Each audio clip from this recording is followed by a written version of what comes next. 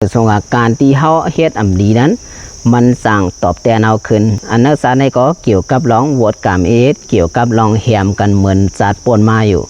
อันนั้นได้สื่อสารได้ว่าอายาสีตาปตาศาสตร์เนี่ยอันนั้นได้คำราเป็นสาวเอาลองต่างกลกาก้อนหนึ่งอยู่กลกาก้อนหนึ่งเนี่ยออกข่าวต่างเผื่อว่ามันออกข่าวต่างเอามันกว่าง่ายมาหลีมีเพเขียนสั่ง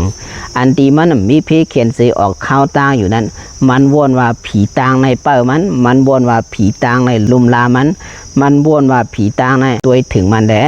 มันไรมีเพเขียนสั่งมันกว่าง่ายมาหลีมันสั่งวนจังในอยู่วนจังในหลายๆก็เหมือนกันมันสั่งเอาเนื้อไก่เนื้อหมูอันเป็นตัวรีบมานั้นมาฉากบันผีตั้งอันนั้นอยู่แต่ที่ฉากอันนั้นก็สั่งเอาเลือดเนื้อไก่เขาว่าเลือดเนื้อหมูเขาว่ามาฉากบันอันเป็นผีเปิดตั้งอันนั้นเพราะว่าฉากให้นั้นยาวพระเป็นเสาสั่งว่าชาวว่าลองเฮ็ดจังไหนนะ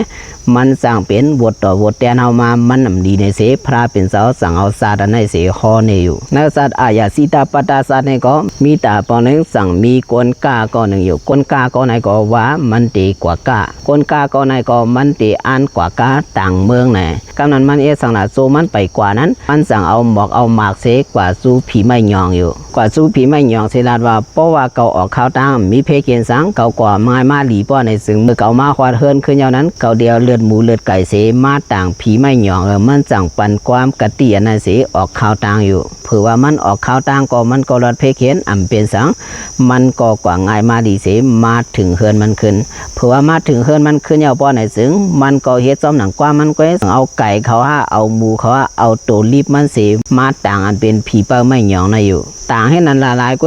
ซึ่งนั้นเตเอาเลือดหมูเลือดไก่นะมาต่างอันเป็นผีเป้าตัวไม่ยองนั้นเมียวผีดีผีญาติอันมาในลองเหียมเปิ้นเสมาปูโสเขามาฉากเขาอันนั้นเขาตื่นเกี่ยวเมื่อมันเอาหมูเอาไก่เสตึกอังมาฉากอยู่นั้นอันเป็นผีเป้าตัวไม่ยองนั้นก็สั่งนีตัวมาเสลาดว่าสั่งว่าเมื่อใครหลอดข้อความกติเสสามาป้อไหนซึ่งมาหลุไรเหตุการณ์ดีเจอเอาหมูเอาไก่เสนมาไวเก่าลองเอาอาซากเปิ้นลองเอาเลือดเปิ้นเสมาต่างอันเป็นผีลีผีญาติอันว่าไหนผีลีผีญาติเขาเกี่ยวอันเมื่อตีเฮียมเขาเสมาต่างเขาไหนเมื่อก็ตีไรขามขึ้นลองดีนั่นขึ้นลองดีตีเมื่อเฮ็ดนั้นตีเป็นกรรมดีเจตีปันมากกว่ากุศลพอมาเฮ็ดลองดีก่อนลองดีนั่นก็ตีกว่าซ้อมมาดีมาออกข้าวตั้งสิหลอดเพเขียนอันว่านั้นมันเจ้าย้อนเปิดสังย้อนมาเมื่อยามเหตุการณ์ดีมาเลยลองเลียนั้นตีขึ้นตัวถึงลมลามาขึ้นลองเลียนั้นตีมาเป็นกามดีปุ่นตามาขึ้นมันสั่งฮอตาปันอันเป็นกลกาก็นายอยู่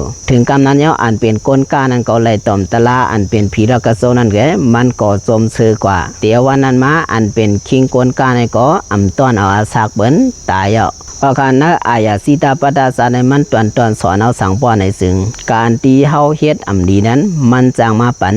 ดีเฮาขึ้นอันที่เฮาไล่หลีไล่เปลี่ยนอันว่านั้นเปลี่ยนย้อนสังละเปลี่ยนย้อนกามอันที่เฮาเฮ็ดหลีมากามดีนั้นรู้ซ้ำลูกมาดีละลูกมาตีเฮาเฮ็ดการดีก่อนนั้นเฮาหมอเฮ็ดการดีอย่าไปเอาอาสากเปิ้นนั้นมาเฮ็ดเป็นตังเรียนแน่วันว่าซาดอกนั้นที่ปันดังฮูพี่น้องเขาเสียนั่นอยู่2ตานมาสุงกูก็ค่ะ